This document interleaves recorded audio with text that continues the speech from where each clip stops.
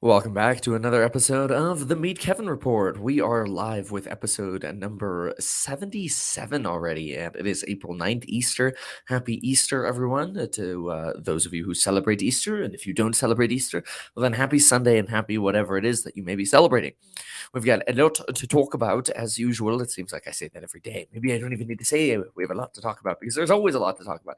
I almost generally run out of time of things to talk about, but it's so fun because there's always something new going on, and I love that. So we'll chat about various different things today. We'll talk a little bit about the IRS.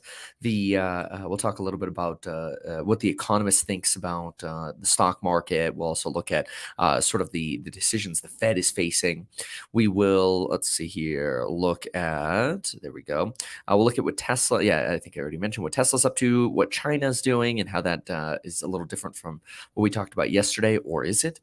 We'll also talk about the document leak, a little bit about Bitcoin. So we've got quite a few things. So let's jump into it. So the first, oh yeah, and we have to do our CPI preview as well. So I think the first thing we can actually knock out would be a Catalyst preview for this week. So let's do the Catalyst preview first, and from there we'll go ahead and get into the other topics.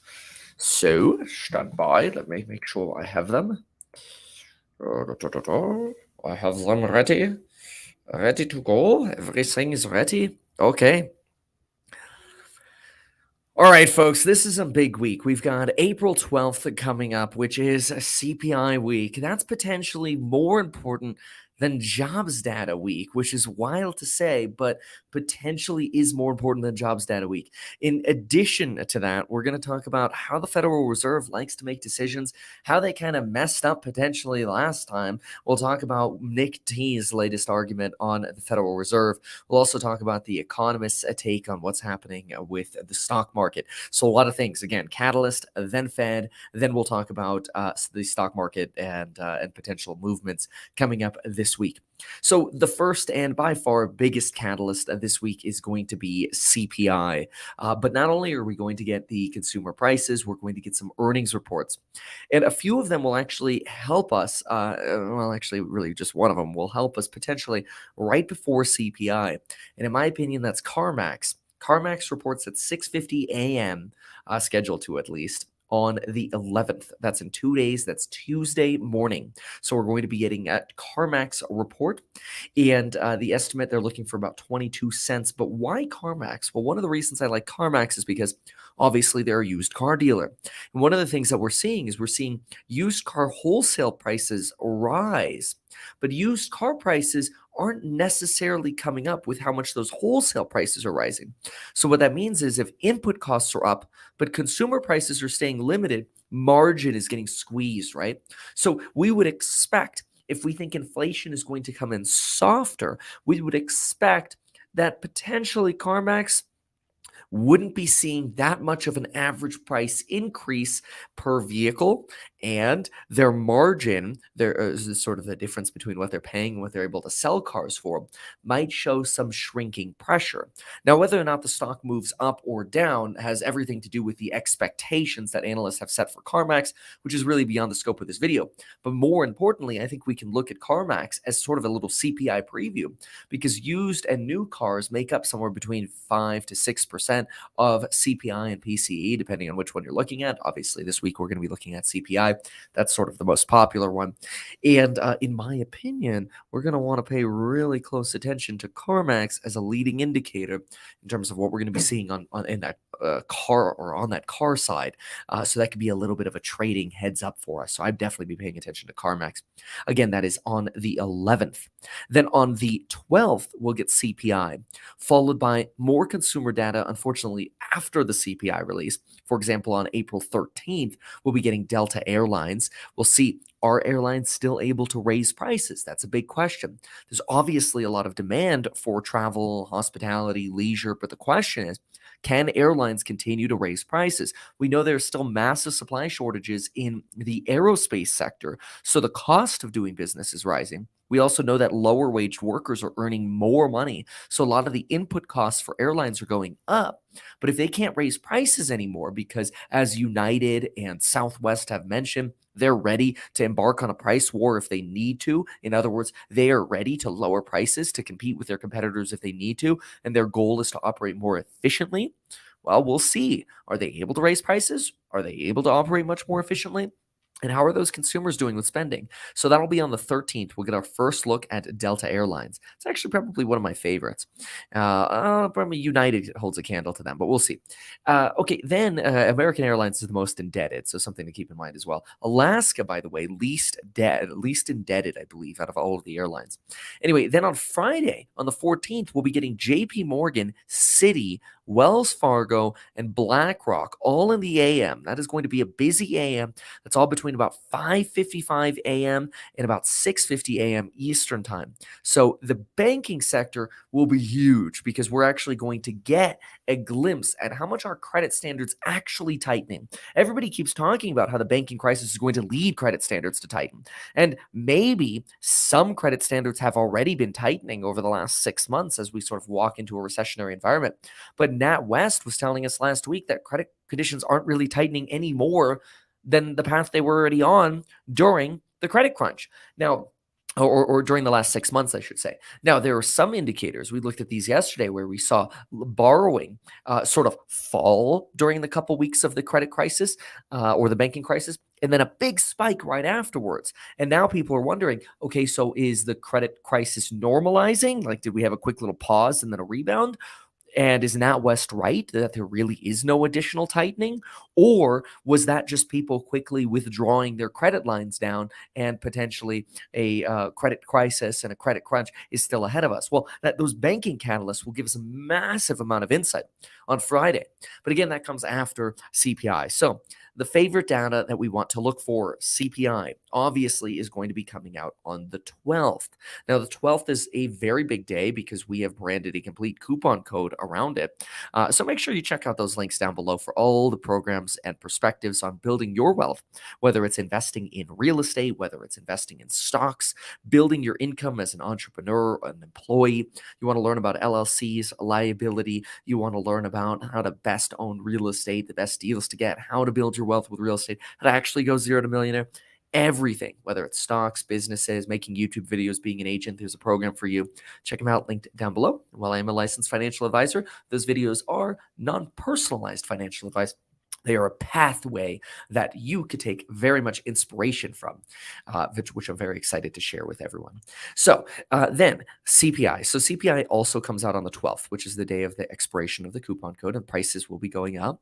So CPI expectations just changed. Now, this is actually interesting. I was not expecting CPI numbers to change in terms of the economist expectations going into the read. So on Wednesday, April 12th, we have the CPI expectation of, instead of 0.3%, which was the expectation the last time we looked at the data, that number has actually moved. And on the month over month headline, it has moved down to 0.2% month over month. Now, I was a little surprised by that we saw a shift down to 0.2%. That is going to be great on a headline basis. We'll be shifting down from 0.4 month over month to 0.2. 0.2 annualized works out to about 2.4%. Which is fantastic, absolutely great. So I'm very happy that the survey is sitting at a median estimate of zero point 0.2. There are 58 qualified estimates in from the Bloomberg analysis, or rather 58 qualified economists putting together 38 estimates, I should say. So some of them bundle up. You've got UBS, TD Securities, and Wells Fargo, actually just UBS and TD coming in at 0.1%. Most of these coming in at 0.2%. Oh, if I actually sort them, there are a few more at 0.1. There we go. Okay, it looks like there are 1, 2, 3, 4, 5 estimating 0.1%. And then there are only 4 estimating 0.4%. Most of them sit around 0.2 or 0.3%. And the average estimate is 0.24 if you really want to get to the nitty gritty. Sometimes in the course member live streams, people ask me, they're like, oh, can you give me the exact number? So I'm like, yes. CPI, that's month over month. CPI Core month over month is expected to be a little bit hotter. Core, that's going to remove the energy slump and energy price slump that we've seen. And when you remove that out, you're actually looking at a survey of zero point 0.4, which is 4.8% annualized. Keep in mind, after we saw a oil production cut by OPEC plus members, we have seen oil prices rise. But what's actually quite surprising is how little oil prices have really risen relative to what you would expect. Look at the chart on screen here, which is branded with our beautiful overlay for the coupon code. There we go. Take a look at this. These are this is the international blend of oil. It is Brent crude. That's to be not to be confused with WTI, which is the Western blend. And when you look at the 6-month chart here, obviously you could see that during the banking crisis, we had a big slump for oil demand. But what we've seen is oil prices rise after the OPEC plus price or production cuts. But folks, look at this. We can't even break resistance that we had before the banking crisis in mid-Feb, in late January, in late December, in early December. We are not breaking out of that channel. So OPEC Plus is probably punching the air right now, wondering, why can't we break out? Well, potentially part of the reason is futures markets are pricing in recessionary fears in the oil market. And obviously, if we trend towards a recession, the expectation is that we would have a fewer, or should I say, less oil demand. That would be the expectation. So continuing with CPI here. CPI year over year has also just been reduced. CPI year over year in the prior read was 6%. Folks, buckle up. And maybe get your life insurance within as little as 5 minutes by going to betkevin.com/life, where you can Apple Pay and Android Pay for it. CPI year over year has just been revised to 5.1%. The high estimate is 5.4. The low is 5.1. The median estimate is 5.1. So you have a really big skew to the left side here, which means you have a high bar chart on the left and then very, very few estimates on the right side. So people really convinced that this is going to come in at 5.1. Remember, the prior read here for headline was 6%. We're going to see almost a 1 percentage point or an entire 1%, 100 basis point plummet in inflation, almost 90 basis points. That's incredible. And a lot of that, again, because of energy prices. Because when you look at the core, you're actually expecting to see core tick up slightly year over year.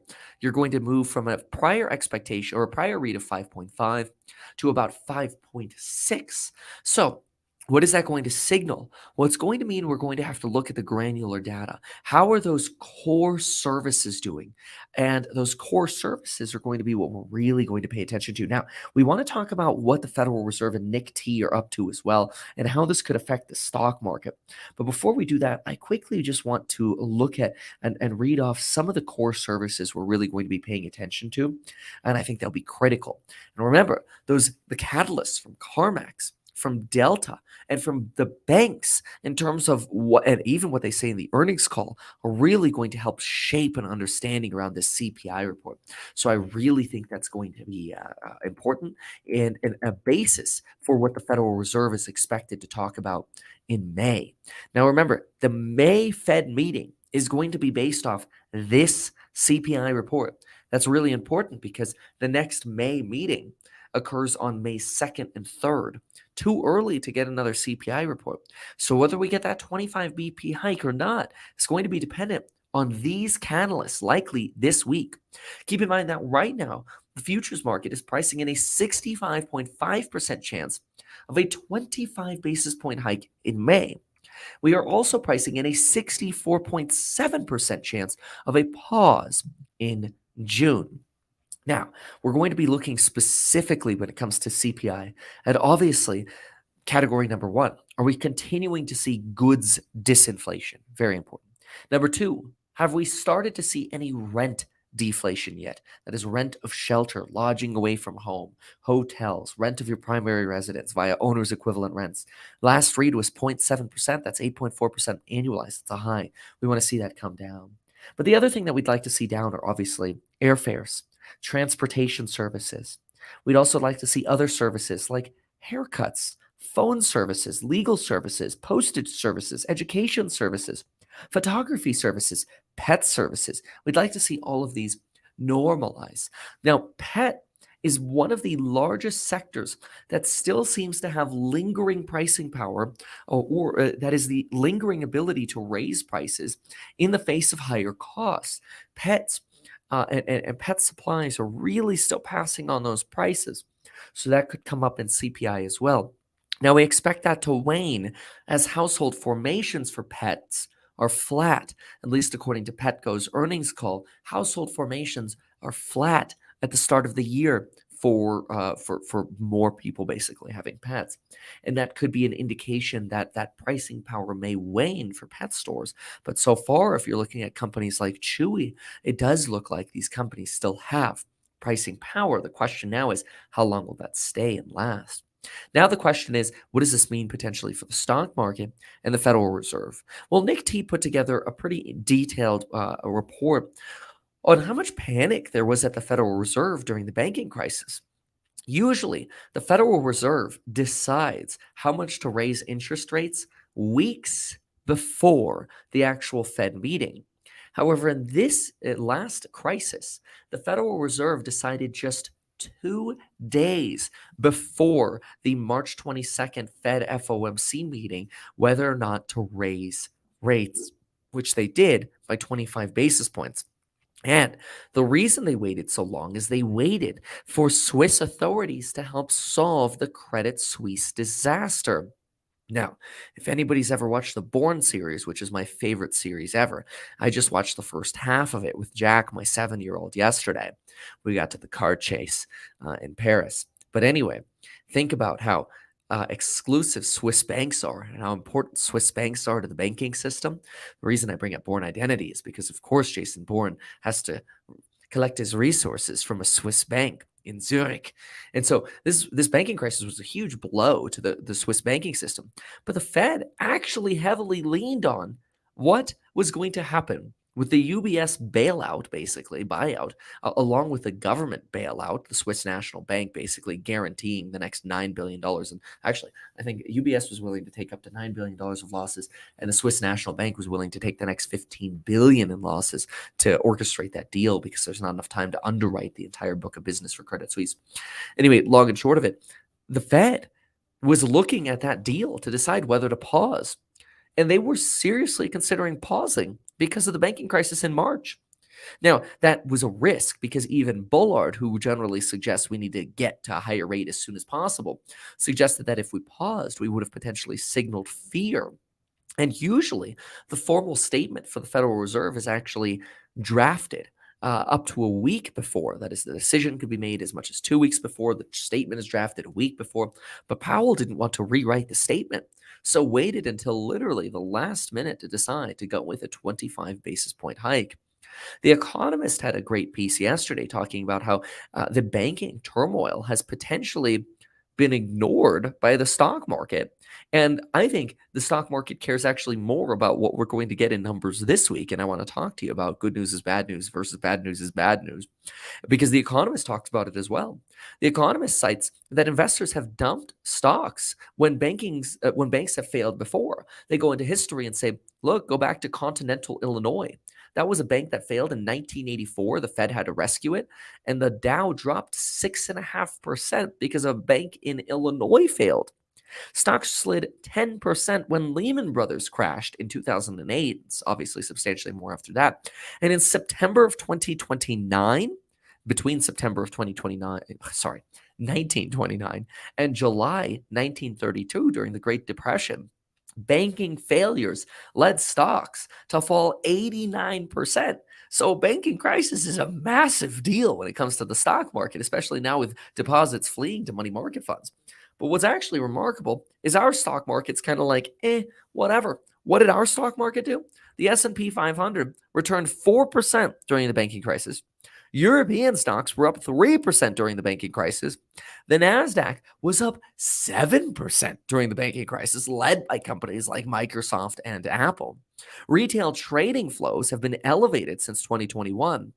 And even though retail plowed money into the market, about $17 billion in the first 2 weeks of February, they actually plowed the lowest amount of money into the market during the 2 weeks of the banking crisis. The lowest amount since late 2020, just $9 billion of retail inflows during the banking crisis. So retail was actually nervous about the banking crisis. The stock market actually went up during the banking crisis, suggesting that some institutional investors actually saw the banking crisis as an opportunity to finally buy in. Now that's interesting because after all, just 20 stocks have led 90% of the S&P 500 surge year to date. Meta, Apple, Nvidia, Tesla, and the likes. They have led the vast majority of the surge of the S&P. And this is something that I've been talking about as well, is that this is the kind of market where you don't want to be exposed to all of the staples that are going to get sandbagged in an earnings recession. You want to be exposed to PP, pricing power stocks. That's what you want. I encourage you to look up pricing power stocks. I teach about pricing power stocks. Just go to meetkevin.com. You can learn about not only my courses on building your wealth, my affiliate links, my actively managed ETF. All of the information is at meetkevin.com. So just go there and learn more. But anyway, the question now are people being blind to a potential recession? I mean, if historically stocks go down in a banking crisis, why in this banking crisis did they not go down? Now, that is a question that I'd like to answer right after I just shout out Crypto Lifer, who just donated $50, saying that today is their 40th birthday, sending you some love. That's awesome, Crypto Lifer. Hey, man, send us an email, kevin@meetkevin.com. Good for you, man. All right. So now, and by the way, thank you to all those of you who emailed me yesterday about the gold-backed digital currency. Expect some email replies today. Okay, so now we've got to ask ourselves, is bad news good news? Right? Initially, when we went into the cycle, we wanted to see weak data, weak manufacturing data, weak services data, because it would suggest that inflation is no longer a problem. Well, this inflation report may tell us as a catalyst that inflation is no longer a problem. The real problem is actually recession. And how deep is the recession going to go? Are we going to go negative GDP by Q3, Q4? Or is this all going to be a funny joke and everybody's going to be comparing or waiting for a recession and the recession's never going to come? We don't know. We have no idea. But the CPI report will be a big catalyst, I believe, to letting us know, A, is inflation going to prove to be transitory or not? If we end up having any kind of here are risk factors: a reacceleration in demand inflation and a reacceleration in services or housing inflation would be absolutely devastating. Now, look, for example, at expectations related to CPI going forward. Now, this is a phenomenal. Well, actually, these are not CPI directly inflation expectations, but I want to show you this. This is from the Federal Reserve, the St. Louis Bank and the Federal Reserve, and it's phenomenal. I suppose before I show you this, let me just quickly finish the thought. So, generally, bad news has been deemed good news, but if inflation proves to be transitory, is it possible that bad news is actually good news? Or is it possible that bad news is actually just straight up bad news? And the answer is yes. Bad news could be straight up bad news. Why could bad news be bad news? Because if inflation goes away and then we've proven to have over tightened, well, then we got big problems. Because if we've proven to have over tightened, now we've got oopsie doopsies, because now we go into a deep recession potentially. Now, again, I have aligned the expiration of the coupon code with a CPI Wednesday, so the 12th. So make sure you get in. Remember, you could use buy now, pay later, and you get a price guarantee for going forward for life. The price is guaranteed, will never be lower, or you get a price adjustment, which is a phenomenal opportunity for you. No excuse not to join, and you get all those custom course member live streams, as well as all the lectures and perspectives on building your wealth and the research that I do. I mean, everything. You learn everything. You can ask me any question you want. So take a look at this. This is an 8th district businesses report, which basically they survey 8 different districts, and they do a report about persistent inflationary pressures here. And listen to this. They surveyed CFOs in a CFO survey, and then they looked at BLS statistics for consumer prices and producer prices. They looked at forecasts and what actually happened. And what I want you to see is who was basically most wrong. So in your CFO survey in 2022, CFOs thought prices would rise 4.2%. They actually rose 8.4% in the eyes of CFOs and companies that were interviewed. That's different because it's not a survey of all prices, which you get, via the CPI or PPI baskets. So that's why there's a difference here. But the point is, CFOs were wrong about inflation by a factor of 2. Look at this. They were expecting inflation prices to go up 4.2%. Prices actually went up an additional 4.6% at 8.6. That shows you that CFOs were caught flat-footed in the face of inflation. They were not expecting this much inflation. From a consumer price point of view, via the Bureau of Labor Statistics, we were expecting 4.4%. We actually got 6.4 in consumer prices. PPI, we were expecting 5.9. We got 8.7. Now, what I like to look at, though, is the forecast for 2023. And you could see this softening. In 2023, you actually see forecasts of just 4.8% for the total survey. CFOs are now catching up. CFOs actually think inflation might actually be more persistent. But consumer and producer prices actually suggest that inflation will be lower. So CFOs have historically been wrong. They've been very wrong by a factor of 2 over here. Now CFOs are projecting higher inflation in 2023. But is it possible that they're wrong again in this time they're overestimating inflation? Entirely possible. So I believe, to sort of sum this catalyst segment up, I believe the big thing that we want to pay attention to here is a combination of everything that happens this week. I don't think we can narrow this down to one catalyst this week. I think this week you want to write down on a post-it note or something, you want to write down CPI the 12th with the coupon code expiring, prices going up. Then you want to look at CarMax on the 11th, the day before. Sorry, that's slightly out of order. Then you want to make sure you pay attention to Delta earnings and what happens with the banks at the end of the week. Because think about it. All of that together is going to give you a view of, is the CPI CPI? CPI is CPI. If CarMax is raising prices a lot and the airlines are raising prices and credit is fully available, right? Now, do keep in mind, and I didn't talk about this one. This one's a little bit less, popular, but we are also the very next day on Thursday going to get PPI, producer price, really quickly. I'll go into this one quickly. It's less popular, but the very next day, 5:30 a.m., we'll get PPI month over month expected to be 0. The month over month core is expected to be 0.3, as well as month over month core X trade 0.3. But year over year is expected to plummet. We could see year over year headline PPI go from 4.6% to 3. And PPI core go from 4.4 to 3.5. And then X trade as well, 4.4 to 4. So a big plummet there in PPI expected. So you've got a very busy week. And I think after this week, we'll be able to really nail down, all right, are we going to get 25 BPs or not? Remember, the expectation right now is that we're looking at a 65% chance of 25 BP in the on the May 2nd and 3rd meeting of the Federal Reserve. That's 65.5% to be exact, and 65.7% of a pause in June, with, of course, rate cuts being priced in still towards the end of the year. The only way we're really going to get rate cuts towards the end of the year, in my opinion, is actually if we end up having a blowout low report on these CPI and PPI numbers, which we may get. And then everything will turn from fighting inflation because inflation will then have proven to be transitory, to fighting a recession. Rates, by the way, are expected. This is a crazy chart. My gosh, this is a disaster. So rates are expected to pause in June. But if I look, the first cut is already being priced in for July with, oh my Lord, what? By January 31st, we're now pricing in almost 2.5% in rate cuts. That is an insane curve. Holy crap. Oh my Lord. Okay, let me show you this because it's actually almost slightly hard to believe how the shape of this curve. This is insane. Now, that is a little risky as well because if the market is pricing in this kind of curve and it ends up being wrong, well, that's going to be a little bit of an oopsie doopsie, eh? And we're going to have to do a little bit of price adjusting. And remember, that's how the market somewhat works too. Is the market can rise based on expectations of rate cuts. Maybe that's why we saw the stock market rise, because now we're thinking, okay, the Fed's certainly going to cut. But holy smokes, look at this particular chart that I'm going to show on screen right here. Look at those cuts. My goodness.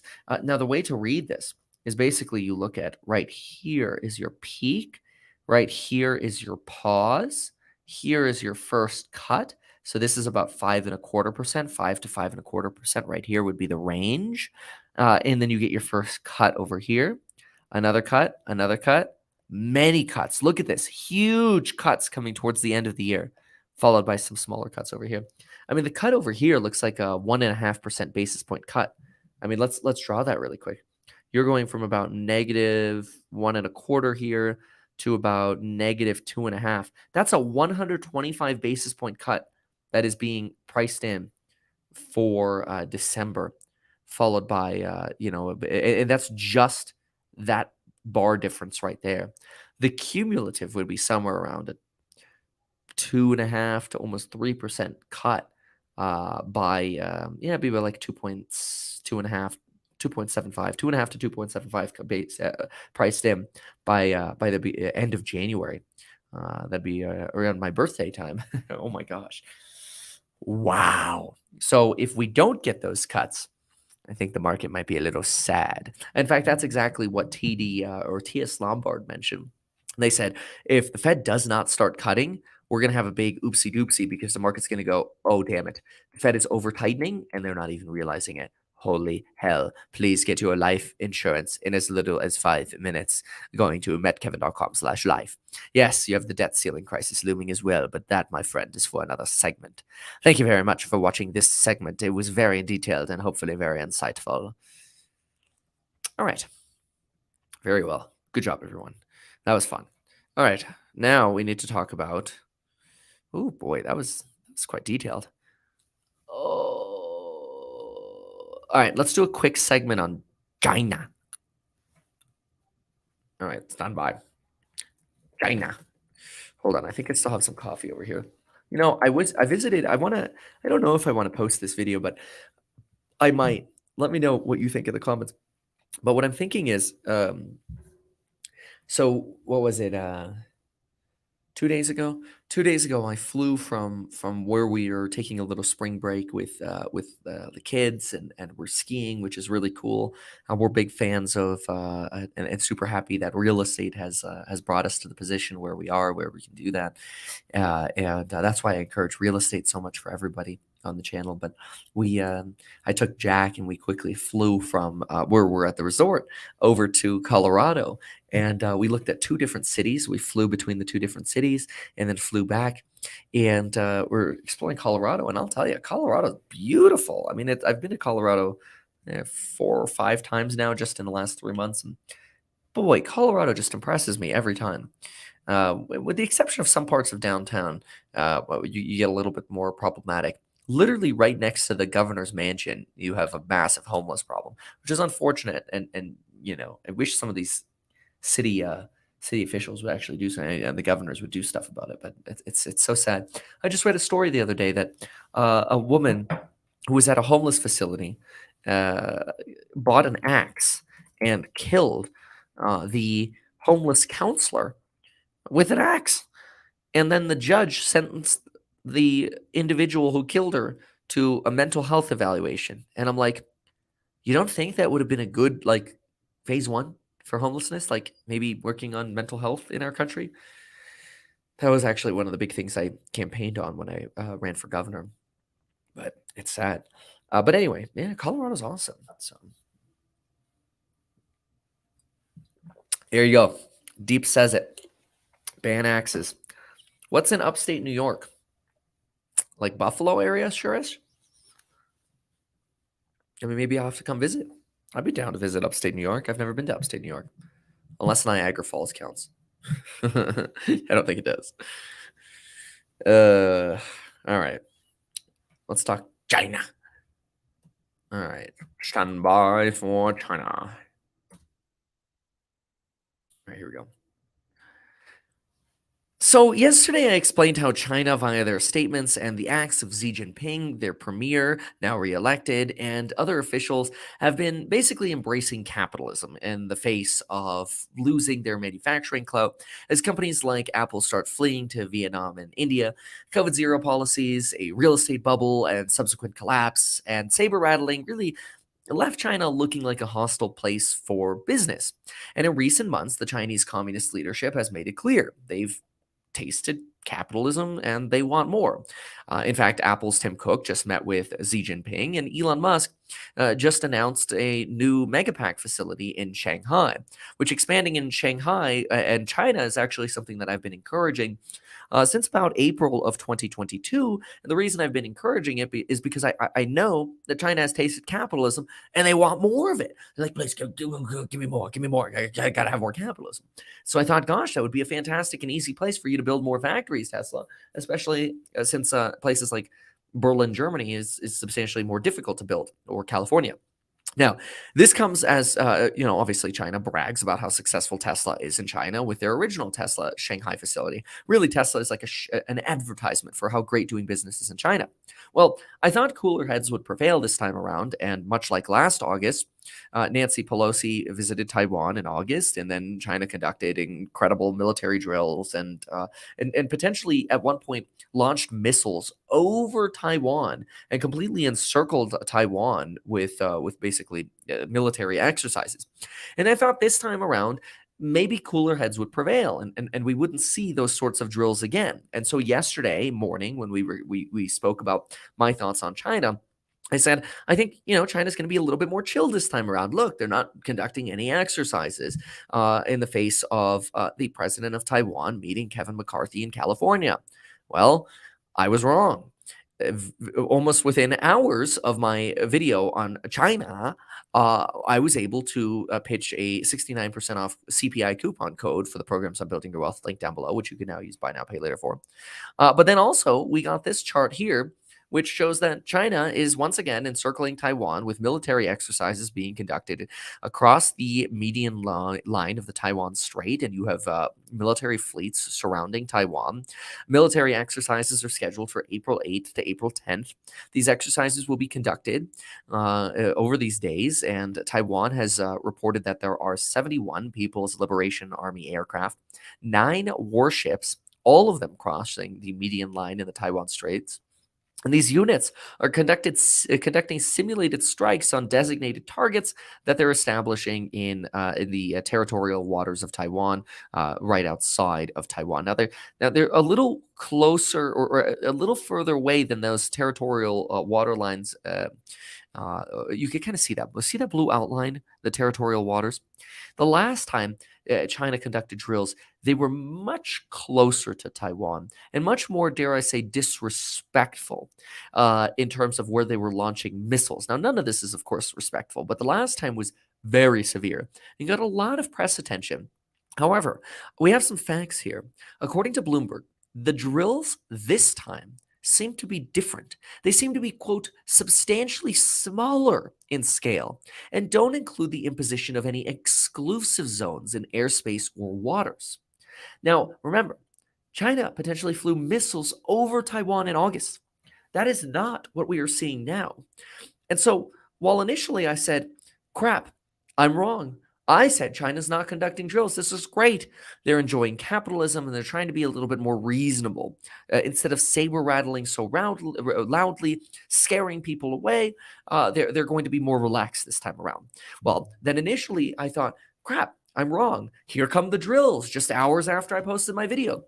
But now, when I look a little bit deeper, maybe I'm actually not wrong. And maybe I'm biased, but I'm willing to be wrong. But what I think is happening now is largely symbolic.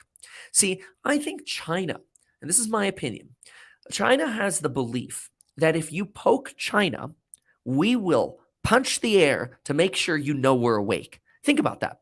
It's kind of like China gets poked by this Taiwanese president visiting Kevin McCarthy, the Speaker of the House, the third person in line to the presidency. China's like, all right, punched in the air.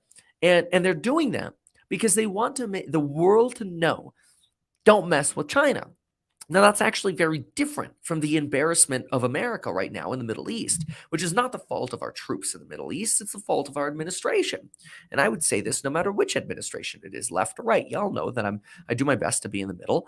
And the reality is, right now in America, according to the Wall Street Journal, out of 78 times our military has been attacked, we have only responded 3 times with force. That is embarrassing. That is an embarrassing ratio. Violent criminals in the Middle East know that they have less than a 5 to 6% chance, actually less than 5% chance, of being responded to by the US military, even as they shoot rockets at our Americans and our contractors in the Middle East. It's pathetic. So I believe that China is actually holding drills as potentially the people would expect of China. Not me, I didn't expect it, so I will take the L on that. But I actually just revised sort of my thesis and thinking, okay, well, maybe that's just the way China is. The fact that these drills are not escalatory, though, and the fact that they're actually a very watered down version of the drills we saw in August shows that capitalistic sign of improvement that we were looking at yesterday. So I maintain that my thesis holds that in the next decade, it is more likely, in my opinion, that China will partner with Taiwan to grow their economies and their GDP substantially together than it is likely that China actually invades Taiwan. That is my belief. This means, in my opinion, China is not actually flip-flopping here on their goals of capitalism.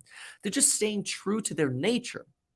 I actually call what happens in China, I came up with a phrase for this.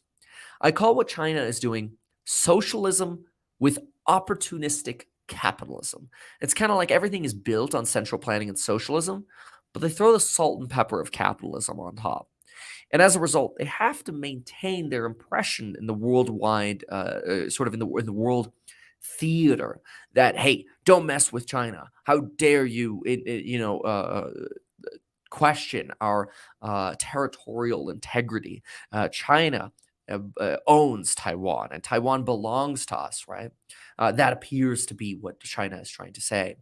And they have to keep that impression going. But do we really think that they're increasing the odds of going to war? In my opinion, the answer to that is no. And the difference in the drills that we're seeing is highly exemplary or exemplifies exactly this thesis. Now, we'll see. Obviously, I expect over the next few days, we'll see how these drills end up. I think they'll end up very benign. I actually think they'll get relatively little press coverage. I actually think China doesn't necessarily want there to be a lot of press coverage around these. Of course, they'll be covered. But look at this. The drills were orchestrated conveniently around the same time as Tesla is announcing a new deal to build a factory with Tesla for Megapacks.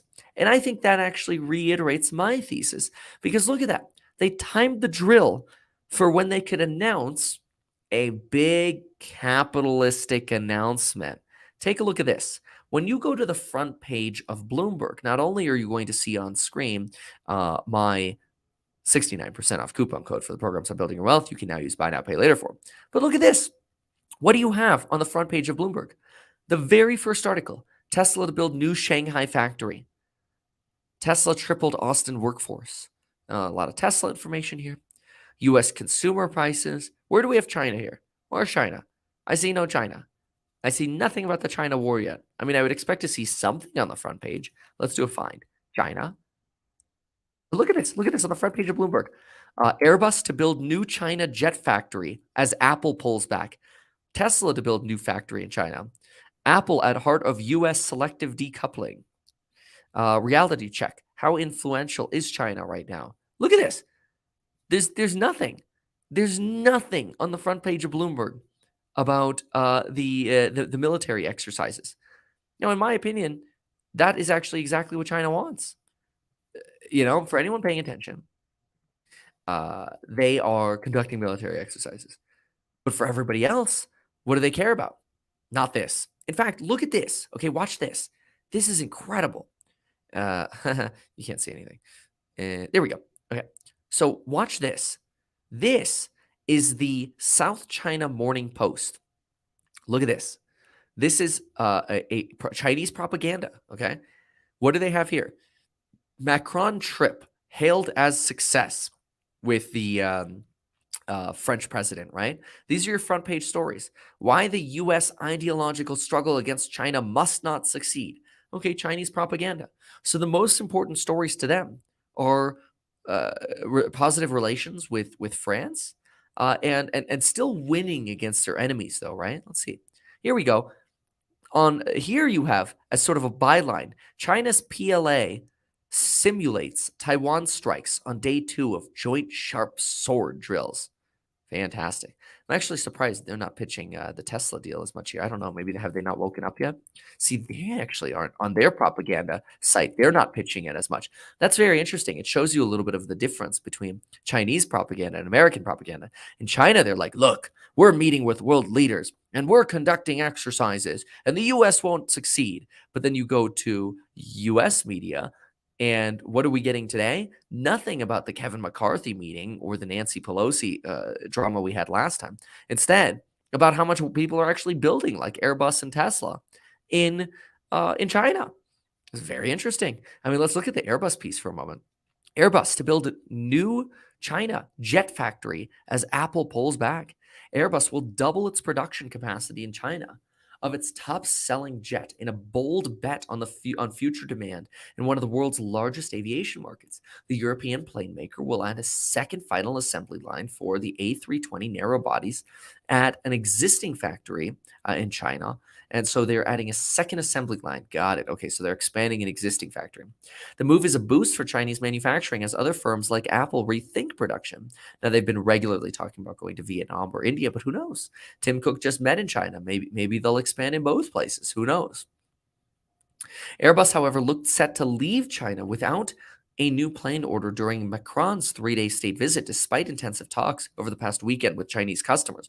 Bloomberg reported this week that the company was now targeting a follow-on order that would include A350s and possibly A330s. Airbus remained optimistic about winning business in China. All right, very interesting. So it's an interesting way to think about what's going on in China. Nobody knows with certainty, right? And that's what I want to be clear about as well. Nobody knows with absolute certainty. But I believe the fears of an invasion in Taiwan by China are relatively overblown. I agree with Ronald here in the chat that China is very calculating. I completely agree about that. Shurish here says China is scared from India. India is the great hedge to China unless China flip-flops and becomes buddies with India. That's true, but India knows China can't be trusted. Shurish says, I don't think the situation will escalate. We lost Macron during the Trump presidency. Oh, Guy Ledouche says, Kevin, war is inevitable. Yeah, I disagree with that. Well, I mean, I appreciate the thought, but I disagree with that. So anyway, that's my thesis and gives you a follow-up on what's going on with China and this potential fear-mongering around an invasion in Taiwan. I don't think it's going to happen, but we're going to continue to study it. And I think every day that we continue to study it, we could see whether we're getting closer or further away. I think the de-escalation in military exercises relative to Nancy Pelosi's visit are a very clear indication that China is not interested in escalating military exercises beyond what they've done in the past. If anything, they're de-escalating. At the same time as de-escalating, what are they doing? Well, they're announcing new factory plans with Tesla and Airbus. So anyway, my thoughts on China. All right. Next up, we must talk about the next topic. All right. The next topic that we're going to touch on, let's see, we've done that.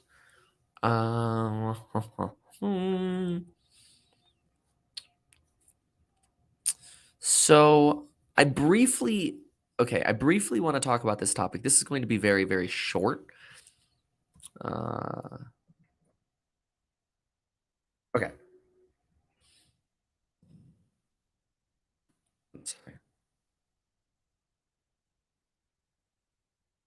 All right. So this is going to be a little bit of a touchy one, but we're going to keep it very brief. I promise it'll be brief. It'll be like 3 minutes. Okay. So let's see here. And some of these here. Right. Okay. Here we go. And there we go. Okay, just another 10 seconds or so here. Okay. So this should go pretty quick, but it's a touchy one. And so I need your help in the comments. Help me as soon as possible in the comments, please. Whether you're blue, course member, or you're green, thank you. All right, here we go. Let's put this here. Let's go.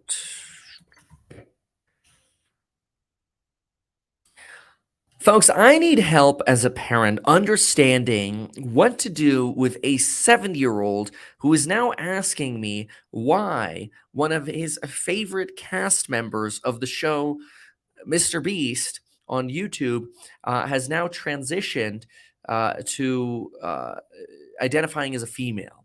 So now one of the individuals, Chris, has transitioned. They're announcing that they are transgender. This is a 2-month difference between the two photos here. Apparently, Chris is now on hormone replacement therapy. And he writes here in response to this tweet, HRT, it's only been 2 months. This is obviously what I mean. Mr. Beast is one of the most popular channels, actually the most popular channel on YouTube. Its social media presence is massive. And the question that I have is, how do you respond to now a 7-year-old who's asking about this? And so I'm going to give some of my responses and thoughts on this, but it is something that I'm very curious about what society thinks and feels. So, for example, here's another photo of Chris with Mr. Beast. Here, he's just announced that he is on hormone replacement, and understandably, to some extent, some social media is confused, some social media is very proud. My question: I don't really care what people do or how they identify. I just am, as a parent, trying to figure out how to respond to my 7-year-old son who's now asking me, I did not know that I could go to the settings menu and choose to be a girl. So I have a 5 and 7-year-old boy. I want to be very clear. I support people in whatever choices they make. I have nothing against how people identify or their sexual preferences. I don't really care how people live their lives as long as it's peaceful. I'm not going to tell people they can't or can do something that's not my place.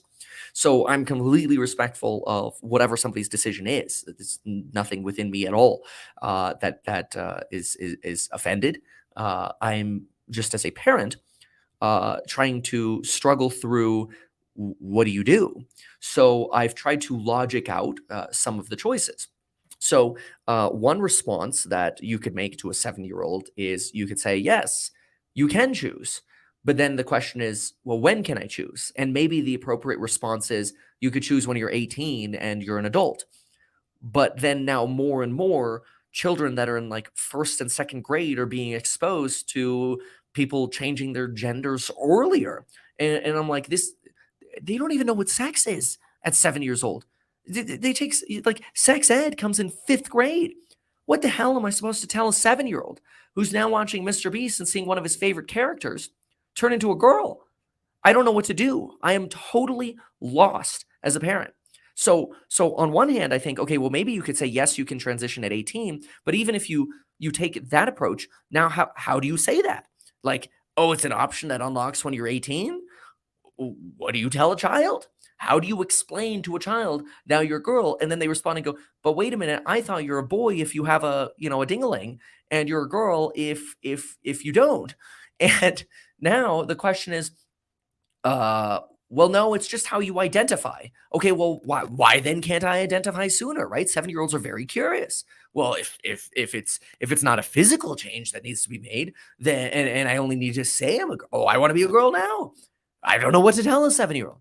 Now, the other thing that you could say is, no, you can't change genders. You're biologically what you are, but you can dress up and act however you want. You can identify and tell everybody what you are, but biologically you are a boy. That is what it is. But now a show that he's watching daily has an individual that could potentially have a name change, obviously a gender change, and there'll be some form of behavioral changes, and there may even be talk about using therapeutics like hormone replacement therapy, which All of this is extremely confusing to a 7-year-old. Now, of course, there's one train of thought that, well, then you could just censor Mr. Beast, but you can't censor children. They're going to watch whatever they're going to watch anyway.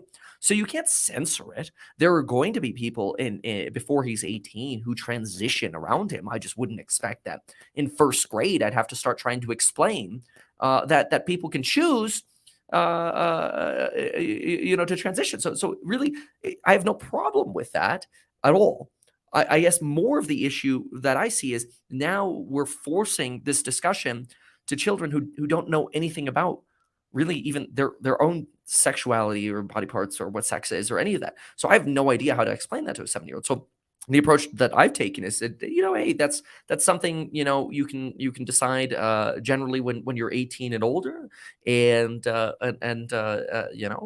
that's we kind of left it at that. But again, I don't know if I'm doing the right thing as a parent because I'm not going to censor.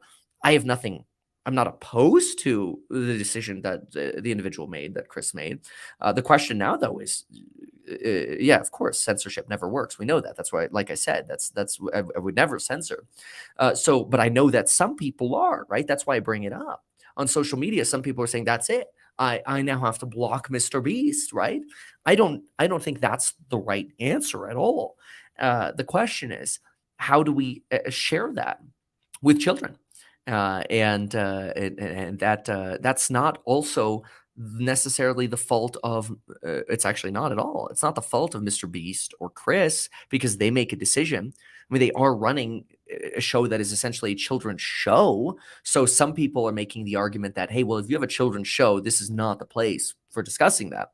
There's an argument to be made on that side, but then there's also the response of like, well, if somebody makes a transition and they happen to be a cast member of the show, are they just not supposed to be a member of the show anymore? Well, no, because they should be able to freely identify however they want. But in terms of having that discussion with a child, it's very difficult. It's a struggle. I personally think the best response, at least one that I will likely follow, is one that will be: look, people can make a choice to identify however they'd like. They are biologically what they are. So you are born what you are. Some people prefer to identify differently, dress and behave differently. And in the future, there are things that you can do, whether those are surgeries or hormones or drugs, but those are all decisions that are made with a doctor, in my opinion, when you're 18 and older and you're capable of making that decision. But for a 7-year-old, I think that's a mind blowing concept. So I think that is a discussion that has to just be had transparently with children. And we treat our children like adults. We don't baby talk them. We teach them everything that we can about being productive members of society, and we're not afraid to talk to them about adult things and things that happen in the world, whether it's people's choice, whether it's how finance works, or corporations work, or business works, or how war works, or how crime works, or race relations. We'll teach everything. This is just a new one that I suppose I wasn't expecting really until at least the era of more of a sexual awakening, if you will, and becoming aware. So it just feels a little early, is all. So anyway, that's a little bit of a struggle that I have for a 7-year-old. Max here writes, free will and understand the consequences. Give people access to educational material and have an informed decision. However, there should be an age limit. Right. That's the question: is how do you establish age? And then of course there's also then we get into discussions about trans men participating, or like biological men participating in women's sports. I've already made a video on that. If you want my opinion on that, you could just type into YouTube, Meet Kevin, trans men participating in women's sports, and you'll find that. So anyway, yeah, all right. That's those are some of the questions I have. Moving on. Next topic. So let's talk Tesla now. So I want to go through the Tesla story on this factory, and then I want to play some numbers. All right, here we go. Tesla. Oopsies. There we go. Well, Tesla has officially announced that there will be a new battery factory built in Shanghai. This increases Tesla's exposure to China. This is something that I've thought that Tesla should do for quite a while. I've been promoting this. I even went on a Yahoo Finance interview and promoted build more in China. I've tweeted at Elon Musk, build more in China. And one of the reasons I've been a big proponent of building more in China is because I believe that the Chinese Communist Party wants more capitalism and they want to incentivize manufacturing just as Apple and other companies are trying to leave China. I think China is trying to make up for their COVID lockdowns, their saber rattling, and some of the extremeness of what we've seen in China. And now they're trying to make good and they're willing to basically shower companies with money if they just agree to increase production in China. And so I think that Tesla's building of a new battery factory in Shanghai is exactly what Tesla should be doing. It will be a lot easier to build than in a place like Germany, Berlin's gigafactory. I think it will create substantially higher margins for Tesla. Tesla will now manufacture its Mega Pack large scale energy unit in that new facility. Now that's great because we're going to talk about margins in just a moment. We're going to do some stock price projections as well to see how this new announcement potentially affects the stock. So this Megapack announcement is going to be an add-on to the factory that Tesla already has for electric vehicles in Shanghai, which is nice because that means the utility grids will already be in place. We expect production to begin in the third quarter of this year for the facility, or I should say the development of the facility will begin in the third quarter of this year, and production should begin in the second quarter, so around April of 2024, April to Mayish, Juneish. Tesla is also this announcement from Tesla comes right after Airbus announced plans to double its production capacity for its A320 narrowbody jet. And this new manufacturing project really gives sort of a some clarity over, hey, companies are still willing to manufacture in China even after the whole spy balloon disaster and everything. Now, the Megapack is awesome because it's really a massive battery that helps stabilize grids. Think about this in California when we have peak loads during the summer times when everybody's running their air conditioning. We do not have really sophisticated peaker plants because a lot of the technology is still based in the 70s because California refuses enhancing the efficiency of peaker plants because they're like, if it's not 100% green, then politically we refuse to let you make your peaker plants more efficient. That makes our energy grid somewhat unstable in California. And in other states of the country, you see this as well. A megapack can actually provide enough stored power for 3,600 homes for an hour. And they can instantaneously take over some excess loads. And these are very good for grid stability because the last thing we want are grids that are vulnerable to collapse. There's actually a Megapack facility in Oxnard, California, which is very close to where I live. The new Megapack facility will initially produce around 10,000 megapacks per year. Now, that's pretty incredible because, Megapack is kind of a little bit on the pricey side. Megapacks right now have about a 2 year time, which is crazy. These Megapacks, they start at somewhere around $1.5 million for a single Megapack. In some cases now, larger mega packs have been increased in price to about $2.5 million. So I think the easiest thing to do is probably just go with about a $2 million price per mega pack. So think about that for a moment. 10,000 potential mega packs at $2 million a unit is potentially $20 billion of revenue. Now we're going to do some numbers on that to see what once that facility is fully ramped, what that could mean for the stock price. But this is incredible. I mean, this is a massive announcement here. China, keep in mind, is a massive market for Tesla, especially since Tesla is growing in its EV sales, whereas BYD actually shrunk last month in its sales of electric vehicles. Now, when you combine plug-in hybrids, BYD is still doing pretty well. But when you look at just electric vehicles and you break out the growth of electric vehicles, I'll show you the chart right here. Let's go ahead and throw this up on screen so you can see it. There you go. Take a look at this. This right here is obviously the sponsor for the video, 69% off. You can now use Buy Now, Pay Later for the programs of Building Your Wealth. Get lifetime access, best price guaranteed.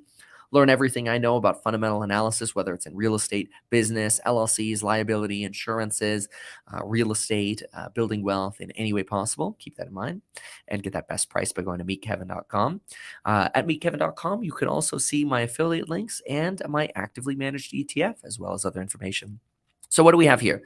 We have BYD electric vehicle sales declining 19.6% in the fourth quarter of 2022 versus a 4.3% growth fourth quarter to first quarter for Tesla.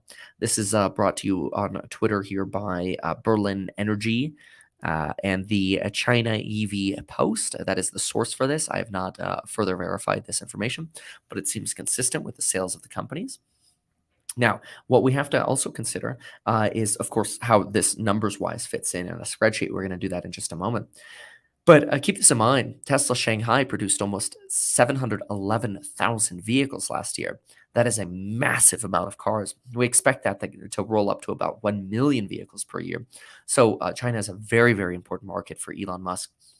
Tesla receives about 22% of all of its sales from China. So do not count out China. And just the other day, actually yesterday, we posted a video talking about how you can actually get very good exposure to China and the growth of China via stocks like Starbucks, Nvidia, AMD, Tesla, to a lesser extent now Nvidia and AMD because of the chips bans, some of the advanced chip bans. They're still selling chips to China.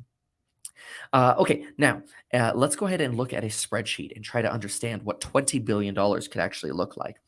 And first, in order to do that, we have to understand the margins that we're looking at. We're going to have to do a little bit of predicting here because we expect the margins to improve. But if we go ahead and throw up on screen now, this is the last earnings report for Tesla. What we're going to see here is that the energy generation sales have grown to about, let's go ahead and highlight that in sort of a light lime green color here. Energy sales have grown to about $1.3 billion, and energy generation costs are sitting at about $1.1 billion. That right now creates a margin of a mere 12%, which is about half of the autos margin. Now, what I'd like to do is assume that once Giga Shanghai is fully ramped for Megapacks in the new expanded facility, I believe that Giga Shanghai could help boost these margins to about 20%. In other words, nearing the numbers once we get to more of an economies of scale, nearing the numbers of vehicle production. So that's my belief. Now, let's go jump into how that would look in a spreadsheet. So let's pull up the spreadsheet here. There we go. Keep in mind that this video is being produced with the help of StreamYard. You can go to metkevin.com/StreamYard to learn more about this amazing live streaming software. It's actually all browser-based, so you don't even have to download anything. You can get a free trial and test it out for yourself. Go to metkevin.com/StreamYard to learn more. Phenomenal. I use it to record and edit my videos on some occasions, especially when I'm traveling. Take a look at this. So this right here is a projection for 2025. And generally what I've done is I've kept energy revenue very low. And I've purposely kept energy revenue very low because I like using energy revenue as sort of more of an icing on the cake tool. But if we go ahead and if we 10x the potential energy revenue by 2025, when we think that Megapacks could be fully built out, well, actually, let's look at the pricing before we do that. But remember, 10,000 Megapacks at $2 million a piece would actually bring us to $20 billion for energy revenue. That does not even include home storage or solar panels. So we're going to have to consider that in just a moment as well. But let's leave this unchanged for just a moment. Let's leave Tesla vehicle sales margin at 22% for vehicles. We could actually probably bump that to about 25% by 2025. Let's go to 25% margin by 2025. I actually, on energy, had this at 18%. We'll just go ahead and leave that there for a moment, even though right now on energy, they're only at 13%. So what do we get? In this example that we're using here, with these margins, we get a future using a 30% EPS growth rate, 1.6 times for the PEG ratio. We're looking at about a $600 price target for Tesla, right? That's with some of these optimistic numbers. Now, we can shave these down in just a moment. But what I'd like to do is I want to know the difference of if we blow up that energy segment. So even if you think this number should be half as high, even if you think it should be $300, how much does energy affect Tesla stock? Well, let's go over here. So let's go ahead and bump this to 10% by 2025. Now, keep in mind, that does not yet assume megapacks are fully ramped. Even though megapacks could bring in $20 billion, we still have solar panels, we have home battery storage, right? So this could actually end up being 15%. But I'm going to go with 10% right now to be a little bit more conservative because I think it takes time to ramp. And let's go ahead and get that cost to about 20%. There we go. We'll get a 20% gross margin over here. And so now we want to see from 607, how does the price change? The price goes up about 30 bucks. So you have about a 5% bonus that you're going to get to Tesla stock because of that kind of energy growth. So I think by 2025, you could see an additional 5% movement in Tesla stock because of this energy announcement, which is pretty good. Now, if we had worse margins on the vehicles, if we went with a 78% cost structure on the vehicles, obviously you could see that makes much more of a difference here. That makes about a $70 difference to the price target here. So vehicle margins will still remain extremely important for Tesla, as will its EPS growth rate. That EPS growth rate is going to be very critical. I think for a growth company, using a 1.67 times multiple on 30%, very, very reasonable to help you determine valuation for a company. You can learn a lot more about how I do these valuations in my Stocks and Sight course, link down below. So this, I think, is a big boon right here. So I'm very, very excited about that. Do keep in mind, we also have FSD revenue built in here. And we have that. I think this might be a little bit high right here at a 30% take rate at the fully financed price. I'm going to go ahead and drop the fully purchase, I'm going to drop that take rate by 2025 in half.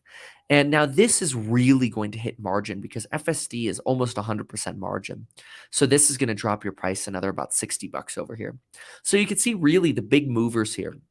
I would probably say you're about a 10% mover for car margins, 10% mover for FSD take rate, and about a 5% mover for energy. So while this energy storage movement is big, much bigger is margin on cars and margins on FSD. Now, that energy sector could grow substantially. And that's a big deal because if that energy sector grows to maybe, let's just go back to it for a moment. Let's do some giggles here. Let's say we keep that FSD take rate at, let's go up here. FSD take rate at 15%. Let's keep the vehicle margin at 22% gross. Let's now go ahead and jump this to 15% on energy, right? Fully ramping those mega packs. And it brings us back to about 500 bucks. So you have a lot of ways you can get to $500 by 2025 here for Tesla. Megapacks, FSD, the vehicles. This is not just a car company by any means. And yes, car margin is going to matter as well. But this is a manufacturing company. This is an energy company. This is a battery company. This is a solar company. There's so many wonderful, this is an autonomy company. There's so many wonderful plays that give Tesla pricing power here. It's absolutely phenomenal. It's a phenomenal stock. And there's a reason my allocation to it is quite high. And I encourage you to take a look at my website, meetkevin.com, to learn about the allocations in my actively managed ETF, learn about what I teach in the courses on building your wealth, and my affiliate links linked down below. So this gives me some reaction to what's going on with Tesla. So thank you so much for watching this segment on Tesla. Next up, let's see here.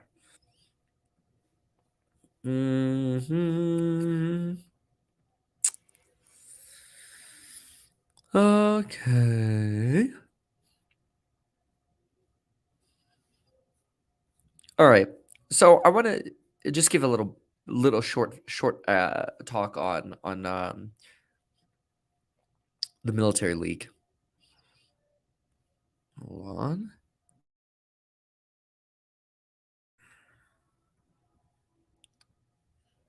All right. And let's get to the next phase.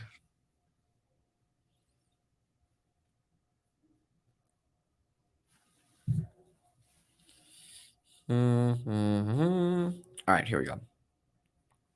So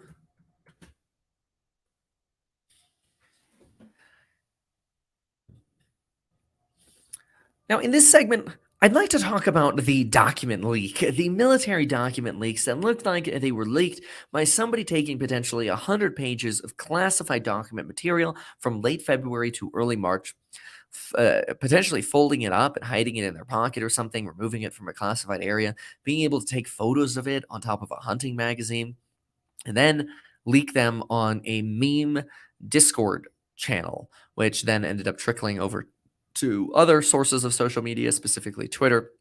Twitter is not censoring or removing any of that content, so the pages of these leaked military documents are there and leaking and spread around. However, at the same time, you also have potential Russian propagandists who are taking those documents, editing them, and reposting them, and then liking them up.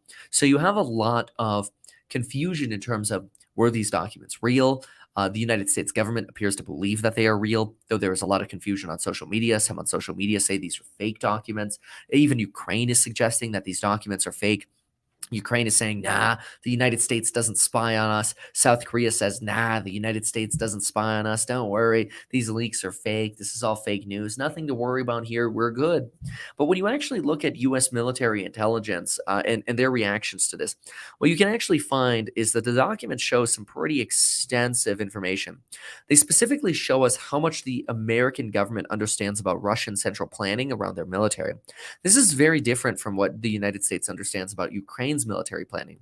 There are discussions about how the United States intercepts communications within not only the Russian Defense Ministry, but also Ukraine's high levels of government, potentially our allies' governments, obviously not just Ukraine, but also South Korea and other European allies. Now, this is interesting because it's a way of showing that the United States government really has leaks and access to information throughout the entire world. Many of these likely to be CIA operatives who have implanted themselves deep within various different echelons of government around the entire world, helping trying to make America the most informed country in the world when it comes to military planning. Now, there are clearly struggles of understanding Ukraine's military planning, and part of that may be because Ukraine plans its military approaches less centrally than Russia does. Russia tends to send signals down from the top, whereas Ukrainian generals are given a lot of autonomy in how they decide to approach attacks. That actually potentially makes them less exposed to leaks and compromise. However, these leaks really do create some issues for the American government because they send up massive red flags for Russia to start really looking at every individual who works for the Russian government and tries to prevent these leaks from occurring again. And not only these document leaks, but also just straight up communications leaks, because some of the documents reveal how the United States actually collects and intercepts data from Russia and how deep we are at every level of government within Russia. The United States is able to, for example, determine where attacks may be planned in Ukraine. For example, in some cables that we've seen released, we've seen that the Ukrainian military discusses shortages of defense munitions, and at the same time, the United States is able to see, oh, well, it looks like we're able to see a potential air defense is planned for the specific facility where you're storing drones. Hey, just a heads up, you're about to get bombed from an air attack, and you guys don't have all the air support you need. You might want a heads up and start moving some of your stuff out of that facility. And then Ukraine could potentially follow up on that advice. Hopefully they do. But the implications here are that the leak of this information could substantially weaken the amount of information America gets out of the Russia-Ukraine conflict, which some actually suggest could actually expose us to a greater likelihood of World War III. The reason for that is, as the United States is essentially in a proxy war with Russia, where the United States is the largest funder of Ukraine by a lot. We're sitting at over $80 billion of direct humanitarian, military, and fiscal aid to Ukraine, more than twice that of the entire European Union and other NATO members, substantially more than other NATO members, of course. The United States is really fighting a proxy war here against China. But if the United States is cut off and now does not have access to as much military information that they previously had, the war in Ukraine could substantially tilt in favor of Russia. This is despite the fact that Russia's military is expected to be substantially weaker than Ukraine's. Although there are misleading indicators in terms of some casualty figures, which could be propaganda released from either side. For example, some results show that Russian casualties are somewhere between 189.5 to 223,000 casualties, with 43,000 individuals killed in action. This compares to Ukrainian casualties of about half, 124.5 to 131,000 casualties, with only about 17.5 thousand killed in actions. Now, keep in mind, when I say only, that is still a devastating loss of life. That is a massive loss of life. That is like an entire Taylor Swift theater, taking all the Russians and Ukrainians together and bombing it, and everybody dies. Okay, there's 60 plus thousand people dead, and then many more wounded. It's a terrible, terrible, and devastating situation. But the point here is that there's a possibility that this leak could do a lot of damage to the way America collects its secrets, the way the CIA operates. And it could actually increase the odds of conflict between Russia and Ukraine and lead to more of the strategic deployment of nuclear weapons, which is raising the prospect of a World War III. The more the United States is now potentially ineffectively able to combat Russia and Ukraine, the more Russia may expand and the more resistance is felt as Russia expands within Ukraine, the more Russia may feel it is appropriate to use strategic nuclear weapons, which they have already based not only in Belarus, under the leadership and surveillance and control, obviously, of Russia, but specifically, it's worth noting that Belarus borders Poland, and the use of strategic nuclear weapons would be absolutely devastating and would really open the doors to a World War III, especially since for the first time since the Cold War, Russia has actually started arming some of their naval fleets up in the Baltic Sea and the Arctic Sea with nuclear weapons. This is scary. It's a problem. So now, this particular leak is obviously very concerning for the United States because it leads to a mistrust between different agencies of the United States government. If the CIA is collecting the information, but let's say the FBI is leaking it, you have massive problems here. The FBI is trying to investigate the source of this leak. Multiple agencies suggest they're going to be working together to get to the bottom of this. This is also creating some kind of eavesdropping concerns for South Korea. For example, South Korea was apparently spied on by the United States, showing some debate about whether or not South Korea should actually supply U.S. artillery shells for use in Ukraine to Ukraine. There was some consideration over how this might affect Biden and Biden's relationship with the leadership in South Korea. South Korea and Ukraine have come out and said, nope, we're not being spied on. This is all fake news, but the reality is they probably are. These leaks have also shown leaks as far as Israel, where apparently Israel's foreign spy agency has potentially advocated protesting against its own existing government, its new government, which is crazy because it shows the politicization of spy agencies, which should be working for the government rather than against the government. This reminds you of a lot of what happened potentially with JFK and rumors of JFK's assassination being plotted by the CIA in America.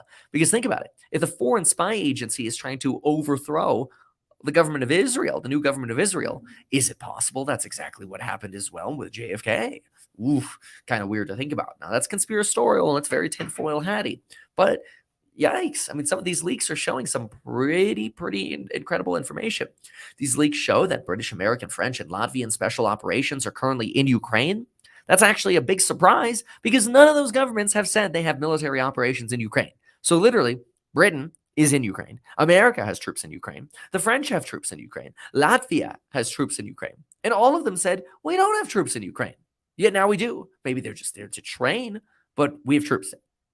This shows this all, by the way, it's very interesting because a lot of this goes back to people believing that the Biden administration, after their botched withdrawal of Afghanistan, which they, of course, blamed Donald Trump on via their recent military release, where they basically blamed the entire botched Afghanistan withdrawal on Donald Trump and the failure to have a plan to actually appropriately withdraw Donald Trump or withdraw from Afghanistan, as well as our leadership in the Biden administration suggesting we didn't leave millions of dollars worth of military equipment in Afghanistan, which is basically a blatant lie because obviously we did.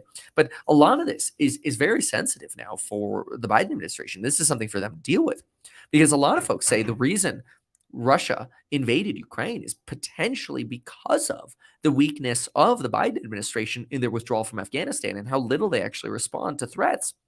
Now, 2 weeks before the invasion of Ukraine by Russia, the United States pulled its military and its diplomats out of Ukraine basically just leaving a power vacuum for Russia to walk into. And some question, hey, what would it have been like if America actually, instead of taking people out of Ukraine, moved more people into Ukraine? Would Russia have thought twice about potentially attacking the United States within Ukraine? I don't know, but I can tell you, you can get life insurance in as little as 5 minutes by going to metkevin.com/life or meetkevin.com, where you can learn about all my affiliate links, my programs on building your wealth, whether it's going from zero to millionaire real estate, stocks and psychology of money, or any of the other programs on making more money as an entrepreneur or an employee, learning how to negotiate higher pay, building LLCs, insuring yourself, and of course, learning perspectives on building your wealth from me.